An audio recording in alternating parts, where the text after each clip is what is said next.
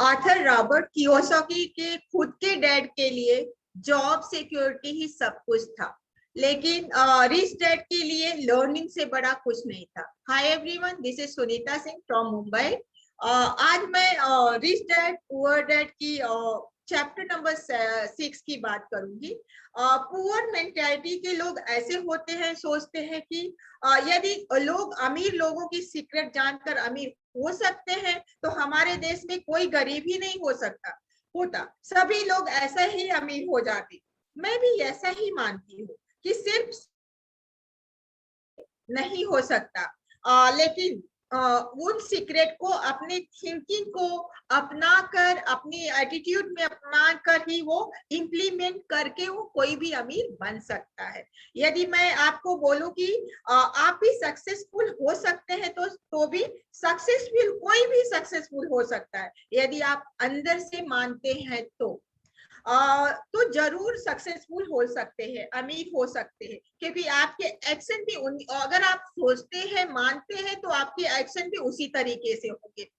Successful और अन्य लोगों में कोई अंतर नहीं होता। जितनी पावर या पर्सनल हमारे अंदर होती है ना, उतना ही पावर पोटेंशियल और लोगों के अंदर भी होती है। हम इस पावर पोटेंशियल या पॉसिबिलिटी को सही जगह पर यूज करते हैं, इसलिए हमें सफलता मिलती है, और दूसरे लोग अपनी इन क्षमताओं को गलत जगह पर यूज करते हैं, इसीलिए वो फेल होते हैं।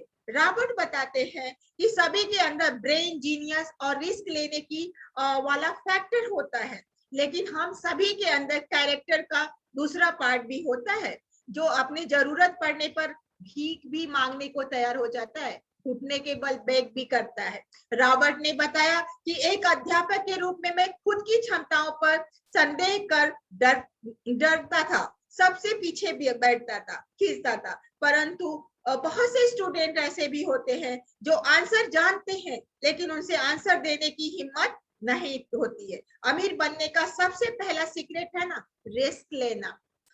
सुरक्षित कदम मत उठाओ, क्योंकि यदि आप सुरक्षित कदम उठाते हो ना तो आप वहीं रहोगे जहां पर आप हो।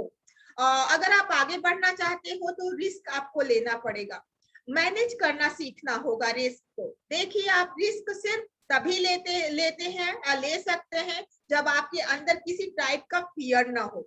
आपका डर सिर्फ तभी खत्म हो सकता है जब जो भी काम आप करते हो या जो भी काम आपके करने वाले हो, उस काम की आपके पास पर्याप्त नॉलेज होनी चाहिए। फिर आप आसानी से रिस्क मैनेज करना सीख सकते हैं। पैसा बनाने का दूसरा सीक्रेट है, इस तेजी से बदल रही दुनिया के साथ हमें भी तेजी से बदलना होगा। अपनी पुरानी थॉट प्रोसेस को छोड़कर न्यू थॉट प्रोसेस को अपनाना होगा। अगर हमारे माइंड से ज्यादा पैसा कमाने के थॉट आते हैं, हमें कड़ी मेहनत करने की जरूरत है। देखिए, कड़ी मेहनत करने से कोई अमीर नहीं बनता है। ऐसा होता तो आज के जमाने में सबसे अमीर लोग जो अपने होते ना मजदूर लोग ज्यादा अमीर होते, लेकिन ज्यादा मेहनत की बजाय हमें स्मार्ट वर्क करने की जरूरत है। लोग बैठकर सही मौके का इंतजार करते हैं, इसीलिए वो जहां पर बैठे हैं लाइफ में उसी उसी पे बैठे रहते। यही उसी समय से आप अगर गैरेज से गाड़ी निकालने के लिए अगर आप सोचे कि पूरी जो जितने रास्ते में लाइट से ग्रीन हो जाए तभी आप गाड़ी निकालोगे तो आप कहीं नहीं पहुंच पाओगे। उसी तरह ठीक जब भी आप अपॉर्चुनिटी को नहीं देख पाते हो तो उनकी आंखों के सामने से वो निकल जाती है। ठीक हमारे पास एक ही सबसे पावरफुल है फाइनेंशियल या पूंजी है, वह है हमारा दिमाग। हम अपने दिमाग को अच्छी तरह से ट्रेन करें तो कुछ भी ही समय के अंदर हमारे लिए इतना पैसा कमा सकता है जितना हम सोच भी नहीं सकते। हम समझते हैं कि अमीर लोग पैसे कैसे बनाते हैं, पैसा बचाकर कोई अमीर नहीं हो सकता है, बल्कि पैसा लगाकर पैसे वाले बनते हैं।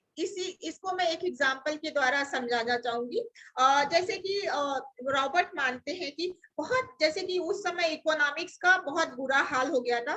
न्यूज चैनल पे फाइनेंशियल प्लानर आए थे, उनका कहना था कि इकोनॉमिक का बुरा हाल है इसलिए पैसे बचाए।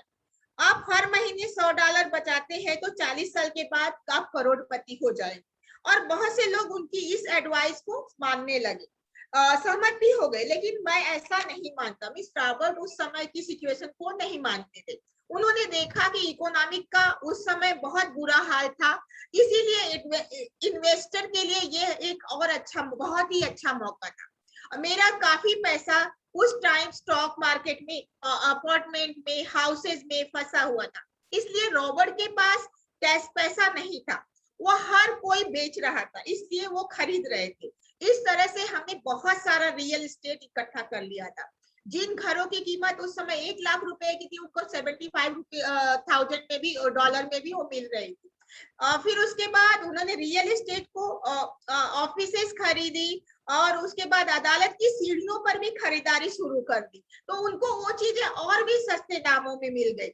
फिर उसके बाद उन्होंने जगहों पे, फिर डॉलर में भी उन्होंने कम दाम में मिला, जो बाद में उन्होंने बढ़कर $20,000 के घरों में आसानी से वो $60,000 में बेच दिया। तो उनको कितना मुनाफा हो गया, और उतना बचा के हम कितना आगे बढ़ सकते। लेकिन जब भी हम पैसे को काम पे लगाते हैं तो उससे हमें ज्यादा ही मुनाफा मिलता है, और हम अपने गोल पे, यानी अमीर बनना चाहते हो तो हम ज्यादा जल्दी पहुंच सकते हैं और अमीर बन सकते हैं।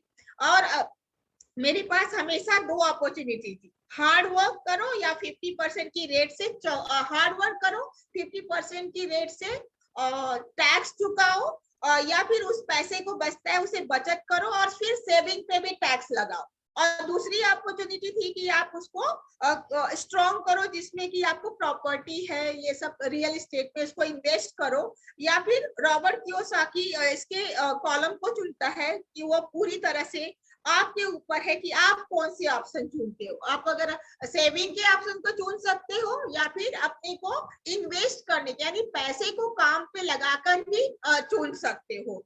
तो ये आपका काम है, आप किस कॉलम में अपने आप को रखते हो। दो अपॉर्चुनिटी एवरीबॉडी के पास होती है, सबके पास होती है, और वो सेविंग के तरफ को ही काम पे लगाना चाहता है। तो इस हिसाब से वो आप अगर सही चुनते हो तो आप जरूर अमीर हो सकते हो। Thank you.